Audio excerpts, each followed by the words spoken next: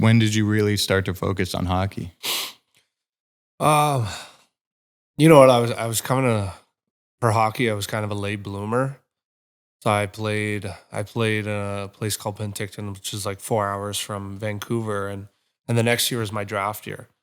And kind of a crazy story. I'll tell it quicker. I was like healthy scratch all the time, which means you're not in the lineup. Like you're not good enough to be in the lineup. And I was a 16-year-old kid, ages 16 to 20, and my coach came up to me in like 20 games in. I was like this little puppy, right? And he was like, "Hey, like, can you? We're gonna get you. I'm gonna get you to video our game tonight, so we can, break down our team's game, and we can like do all the video film and stuff, and go over things." And I'm like, yeah, like, "Oh, sure, no problem, like whatever you need." Just like an innocent kid, like happy to be there. And so I'm up in the stands, and I'm like videoing our team's game with the fans, like all around, and I'm just like, holy moly, what's going on? But I was like, whatever, like I'll wait for my chance, kind of. And I actually wanted to quit hockey. Like fast forward a couple of months after that, I wasn't playing. I'd play like 3 shifts a game, and like back when I was coming into junior, there was still a lot of tough guys around, and so like I played with 2 guys who would just step on the ice and find someone and fight them, and I'm like this little puppy who's just soft, like I don't want no business in fighting, and I'm like, what am I doing? Like I should just go back and like work or go to school to like do something. And I called my dad and I was like in tears, and I'm like on the road somewhere, and I'm like, Dad, like you got to come pick me up. Like I'm done. Like I don't know why I'm doing this. Like I don't play. I don't do anything. Like I should find something else to focus on. And my dad's like, son, like you love this game more than anyone. I've never seen anyone love this game as much as you do. You need to trust me on this. You need to keep going. I promise you, like it'll work out. I'm like, Dad, it's been 6 months, like doing this every day, working my butt off, doing everything I can. And I'm like, I'm done. Like I'm checked out completely. I'm like, I need you to come pick me up. He's like, no. He's like, I need you to trust me on this one, son. And I was like, that went on for a while, and I was like, all right, fine, Dad. Like, all right, I'll listen to you. And then our best player got injured.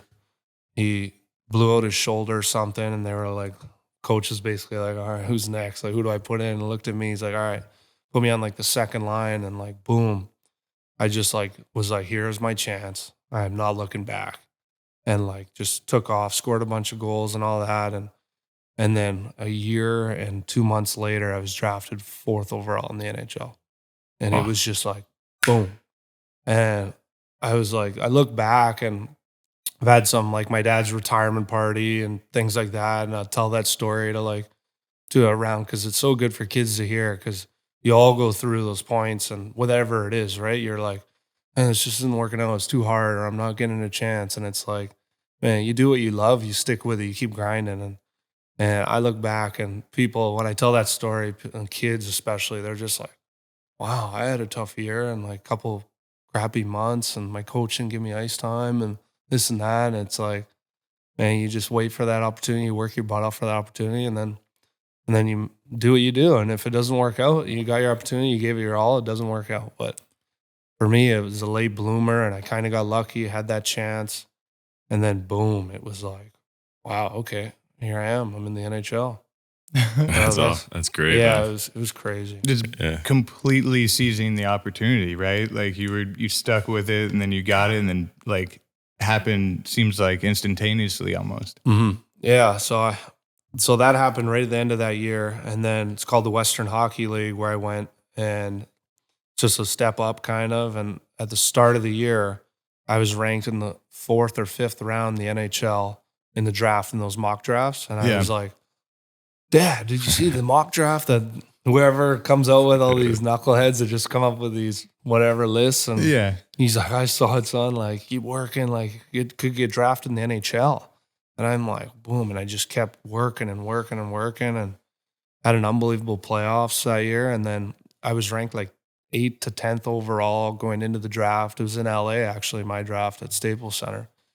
And then like 2 days before, like the GM just loved the way I played in playoffs. And when he came and watched me and was like, that's our guy, I'm taking him. And I was like, holy crap, okay, cool, here we go. Yeah. Man.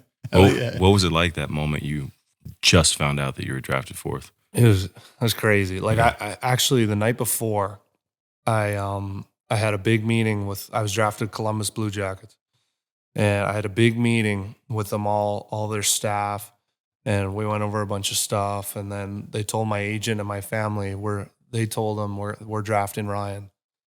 And so we do a big dinner with all your family and your agents in LA, and then they're like, we're getting drafted fourth overall. So kind of funny story. So my parents just blow it out. They're in the hotel. We got family, friends all in. And they're like, this is insane. So they just rip it up and party their faces off. And so I wake up the next morning and I'm like, wow, I'm getting drafted today, fourth overall. The GM of Columbus calls my agent and said, hey, we want to meet with Ryan one more time. I'm like, all right, cool. Like they're going to bring me in and be like, this is our plan. We're excited to have you and can't wait to call your name. And I walk in and they just rip me for like an hour. Like I'm talking like, they're like, Rick Nash was the captain in Columbus at the time. And they're like, okay, so I want you to put yourself in a game. You're playing with Rick Nash. You guys are on the bench and Nasher says let's do this on the ice. Try this play. Like, and you totally disagree with it. You think it's like wrong. It's not going to work. What do you say to Rick Nash? And I'm like, well, he's a veteran, like 6-time All-Star, Rocket Richard trophy winner. Like I'd just like listen to him and trust him and go do my thing. So, and he's like, so you want to go out there and hurt the team. You know what's wrong. And I'm like, no, like, he's a captain. Like I'm gonna listen to my captain and do whatever. And they were like, okay, so we might draft you and put you on the ice, and you're gonna be doing things that aren't gonna help the team. And I'm like, what is going on? So I leave this meeting, and I'm like, oh, I'm not getting drafted to Columbus. Like they just ripped me like that for an hour, like the same questions, and I was just like, so now I'm sitting in the Staples Center, and I'm like so nervous and. They ended up calling my name, and like later that night, I was like, "What was that all about?" I'm just like so confused. So I get back to the hotel. You got to do all this media and all this crap, and I get back to the hotel and I go see my parents in my room. I saw them right when I was drafting, and then I haven't seen them for 5 hours. So I go to their hotel room. They're like next door to me or something, and my mom and dad are on the bed like dead, and I'm like, "What are you guys doing?" Like.